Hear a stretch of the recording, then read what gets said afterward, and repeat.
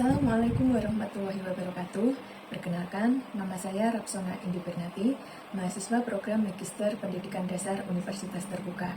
Pada kesempatan ini, saya akan memaparkan tugas diskusi pertama mata kuliah Studi Komparatif Pendidikan Dasar di berbagai negara. Dalam tugas ini, saya menanggapi dua artikel yang sangat menarik. Pertama, berjudul Membangun Kualitas Pendidikan di Indonesia dalam Mewujudkan Program Sustainable. Yang kedua, berjudul Analisis Dampak Pembangunan Infrastruktur Pendidikan terhadap Peningkatan Akses dan Kualitas Pendidikan Anak-anak di Wilayah Pedesaan, sebuah kajian kemanusiaan di negara berkembang. Kedua artikel tersebut membahas tentang tantangan pendidikan, mulai dari kesenjangan akses, kompetensi guru hingga sarana-prasarana. Nah, dari artikel inilah saya mencoba mengaitkan dengan kondisi di sekolah saya di SDN Kesatuan 1 Kota Malang, sekaligus dengan materi modul 1 yang membahas isu sosial politik dan sosial budaya dalam pendidikan dasar. Ada 3 pertanyaan yang mengacu pada artikel tersebut. 1. Apakah masalah pendidikan dalam artikel juga terjadi di sekolah saya? 2. Bagaimana saran untuk mengatasi isu sosial politik dan sosial budaya pendidikan tersebut?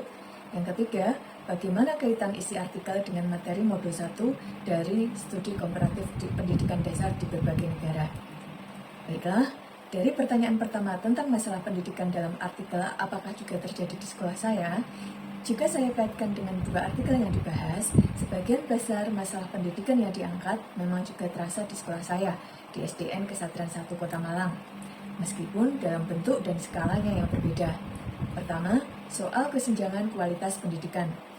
Artikel menyoroti kesenjangan sangat nyata antara kota dan desa, baik dari sisi akses untuk pembelajaran maupun hasil belajar siswa.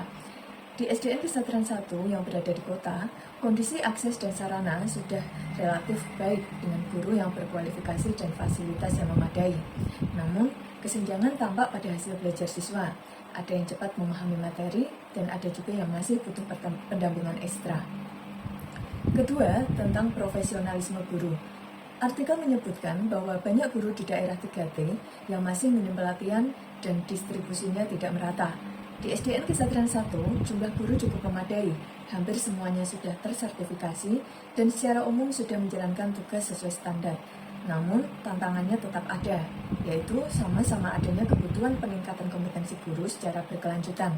Guru-guru perlu terus mengembangkan diri, misalnya menyesuaikan diri dengan kurikulum baru, menguasai teknologi informasi, dan menciptakan pembelajaran yang lebih efektif dan inovatif. Yang ketiga, yaitu tentang fasilitas pendidikan. Artikel menyoroti adanya sarana-prasarana yang rusak, laboratorium tidak memadai, dan perpustakaan minim di banyak sekolah daerah. Di SDN Kesatuan 1, kondisi fisik relatif baik, ruang kelas layak, dan lingkungan cukup nyaman karena berada di tengah kota. Namun, jika dibandingkan dengan sekolah swasta unggulan atau sekolah negeri favorit lain, kesenjangan masih terlihat. Misalnya, belum memiliki laboratorium IPA sehingga praktikum harus dilakukan di ruang kelas biasa. Kemudian perpustakaan masih belum tertata optimal, serta media pembelajaran interaktif berbasis teknologi yang masih terbatas jumlahnya. Dari penjelasan tadi, bisa saya simpulkan bahwa memang ada persamaan masalah pendidikan antara yang dibahas dalam artikel dengan kondisi di sekolah saya, yaitu tantangan pada kualitas pembelajaran, kompetensi guru, dan ketersediaan fasilitas. Perbedaannya, dalam artikel masalahnya lebih fundamental karena menyangkut keterbatasan akses dasar di daerah pedesaan atau terpencil, sedangkan di SDN Kesatuan 1 di sekolah saya, tantangannya lebih pada bagaimana meningkatkan kualitas ke tingkat yang lebih tinggi agar pembelajaran benar-benar efektif dan siswa bisa berkembang sesuai potensinya masing-masing. Menjawab pertanyaan kedua, bagaimana saran untuk mengatasi isu sosial politik dan sosial budaya pendidikan? Untuk mengatasi persoalan pendidikan yang dipengaruhi oleh faktor sosial politik dan sosial budaya, memang diperlukan pendekatan yang komprehensif, antara lain peningkatan kompetensi guru. Guru perlu mendapatkan pelatihan berkelanjutan agar mampu beradaptasi dengan tuntutan kurikulum baru, menguasai teknologi, serta menciptakan pembelajaran yang aktif. Yang kedua, pemerataan sarana dan prasarana. Pemerintah dan sekolah perlu memastikan fasilitas pendidikan tidak hanya tersedia, tetapi juga berkualitas dan dapat diakses oleh semua siswa. Yang ketiga, kebijakan pendidikan yang tujuannya pada kualitas dan pemerataan sehingga dapat meningkatkan mutu pembelajaran sekaligus mengurangi kesenjangan antar wilayah dan antar sekolah. Yang keempat, penguatan partisipasi masyarakat, orang tua, dan juga lembaga swasta. Sinergi dari ketiganya akan memperluas jangkauan dukungan dan mempercepat peningkatan mutu pendidikan. Yang kelima, penguatan budaya sekolah.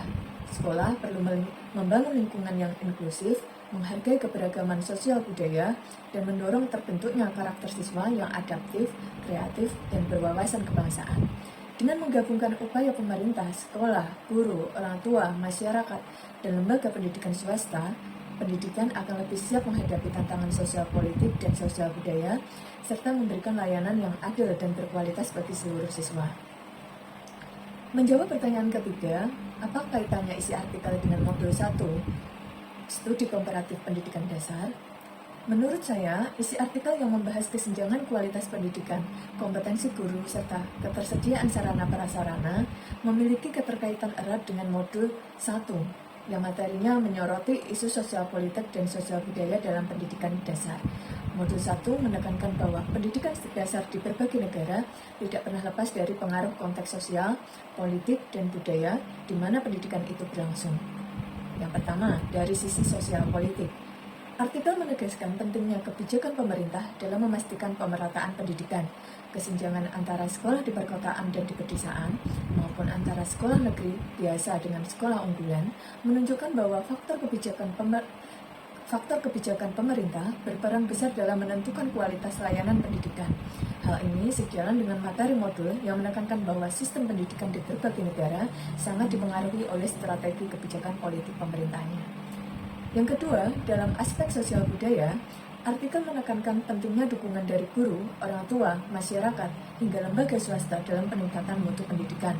Modul 1 pun menegaskan hal yang sama, bahwa keberhasilan pendidikan dasar tidak hanya menjadi tanggung jawab pemerintah, tetapi juga merupakan bagian dari budaya dan kepedulian masyarakat luas terhadap pentingnya pendidikan. Dengan kata lain, artikel tersebut menegaskan kembali isi modul 1 bahwa pendidikan dasar mencerminkan situasi sosial, politik, dan budaya suatu negara.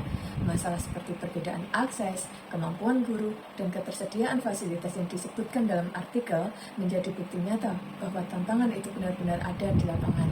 Hal ini juga menunjukkan bahwa peningkatan mutu pendidikan memerlukan kerjasama antara kebijakan pemerintah dan dukungan masyarakat. Sebagai penutup, dapat saya simpulkan bahwa permasalahan pendidikan dalam artikel memang relevan dengan kondisi di sekolah saya, meskipun dalam bentuk yang berbeda. Perbaikan pendidikan hanya bisa terwujud jika ada sinergi antara pemerintah, sekolah, guru, orang tua, masyarakat, dan juga lembaga swasta. Artikel ini sekaligus memperkuat pemahaman dari modul 1 bahwa pendidikan dasar adalah cerminan situasi sosial, politik, dan budaya. Karena itu, kolaborasi semua pihak menjadi kunci untuk mewujudkan pendidikan dasar yang merata, berkualitas, dan berkeadilan. Demikian paparan dari diskusi 1 Studi Komparatif Pendidikan Dasar di Berbagai Negara. Terima kasih. Wassalamualaikum warahmatullahi wabarakatuh.